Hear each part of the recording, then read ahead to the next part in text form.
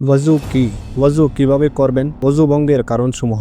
চলুন step by step দেখি কিভাবে ওযু করবেন। নিয়ত করুন, মনে মনে বলুন, আমি আল্লাহর জন্য ওযু করছি। বিসমিল্লাহ বলুন। ইবাদতের শুরু হোক আল্লাহর নামের মাধ্যমে। 2 হাত কবজি পর্যন্ত ধৌত করুন। ডান হাত থেকে শুরু করুন।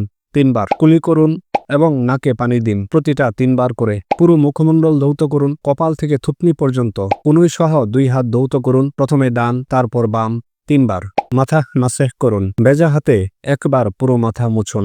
গোড়ালি সহ 2 পা ধৌত করুন।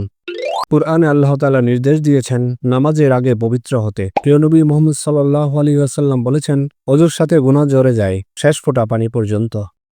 যেসব কারণে ওযু ভঙ্গ হয়: পেশাব বা পায়খানা করা, বায়ু নির্গমন করা, গভীর ঘুম, শরীর থেকে রক্ত পুঁজ বেশি বের হওয়া, মুখ ভরে বমি করা, জ্ঞান হারানো। সতর্ক থাকুন, পবিত্র থাকুন। আজ থেকে ওযু শুধু নিয়ম নয়, হোক ভালোবাসা আর জান্নাতের প্রস্তুতি।